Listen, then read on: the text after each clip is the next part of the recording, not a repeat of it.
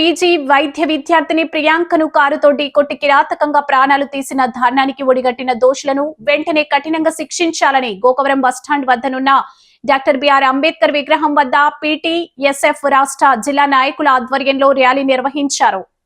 పీటీఎస్ఎఫ్ రాష్ట్ర అధ్యక్షులు కొల్లపు వేణు రాజా మాట్లాడుతూ భవిష్యత్తులో ఇలాంటి ఘటనలు పునరావృతం కాకుండా చూడాలని, శిక్షలు పకడ్బందీగా అమలు చేయాలని ప్రభుత్వాన్ని కోరారు. ఆ విధంగానే పలువురు స్టేట్ నాయకులు, జిల్లా నాయకులు ఈ ఘటనకు ప్రసాదిత్య మాల్ యాజమాన్యం కూడా బాధ్యత వహించాలని, కుటుంబానికి న్యాయం చేయాలని కోరారు.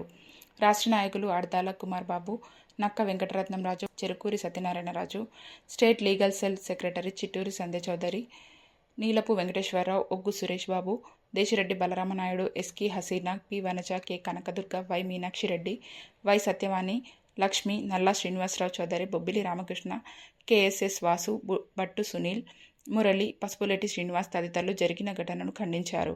దోషులను వెంటనే శిక్షించాలని కోరారు. బాధిత కుటుంబాన్ని అన్ని విధాలా ఆదుకోవాలని డిమాండ్ చేశారు. పుణ్యక్షేత్రం నిలయమైనటువంటి ఈ రాజమహేంద్రవరంలో ఎంతో శాంతియుతంగా ఉండేటువంటి ప్రజానీకం మధ్యన ఒక క్రూయాలిటీ మైండ్తో మరి ఎంతో ప్రాముఖ్య రంగమైనటువంటి వైద్య రంగానికి సంబంధించినటువంటి ఒక ప్రముఖ డాక్టర్ చదువుతున్న ఒక మెడికల్ విద్యార్థిని అత్యంత పాశవికంగా, దారుణంగా, ఉద్దేశపూర్వకంగా హత్య చేయడం అనేది చాలా అమానుషం.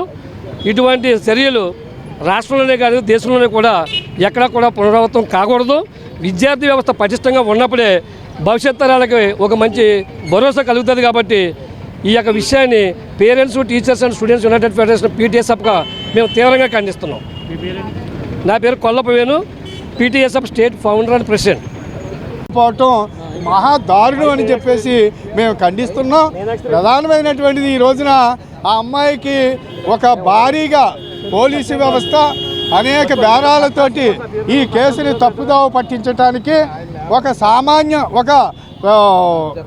సాధారణ యాక్సిడెంట్గా చిత్రీకరించాలని చెప్పేసి ఈ పోలీసు వ్యవస్థ చూస్తుందని చెప్పేసి కూడా వినిపిస్తున్నాయి. కాబట్టి తప్పనిసరిగా ఈ యొక్క వ్యవస్థలు ఏవైతే ఉన్నాయో ఈనాడు ఇలాంటివి జరగడానికి గల కారణం న్యాయ వ్యవస్థ, చట్ట వ్యవస్థ ఈ రెండు కూడా ఈ యొక్క సరైనటువంటి నిర్ణయాలు తీసుకోకపోవటం, సరైనటువంటి శిక్షలు వేయకపోవటమే ఇలాంటి తాగుబోతులు, తిరుగుబోతులు వాళ్ళ యొక్క రాజ్యంగా ఏలుతున్నారు అనేది ఖచ్చితంగా మేము భావిస్తున్నాం. కాబట్టి వీళ్ళని కఠినంగా శిక్షించాలి. ఇవాళ ఈ ర్యాలీకి ప్రధాన కారణం ఈ నెలలో 3వ తారీఖు నాడు మరి సినిమా హాల్లో జరిగినటువంటి యాక్సిడెంట్. అది యాక్సిడెంట్గా చిత్రీకరించడం కాదు, అది యాక్సిడెంట్ కాదు, కావాలనే చేశారు, కావాలనే గుద్దారు. గుద్దిన తర్వాత మళ్ళీ ఆ అమ్మాయి బతికుందో లేదో అని ఇంకా బతికే ఉందని చెప్పి మళ్ళీ ఒకసారి కారుతో తొక్కడం జరిగింది. ఇది హత్యగా భావించాలని కోరుతూ మరి దీని మీద తీవ్రమైన చర్య తీసుకోకపోతే రాజమండ్రి కాదు రాజమహేంద్రవరం అని అనుకుంటున్నటువంటి ఈ కళల కానాచిని మరి ఒక రకమైన రాక్షస నగరంగా చిత్రీకరించి ఇక్కడి నుంచి ఎవరైనా చదువుకోవడానికి వద్దాం అనుకున్నా సరే భయభ్రాంతికి గురవుతున్నారని చెప్పి తెలియజేస్తారు.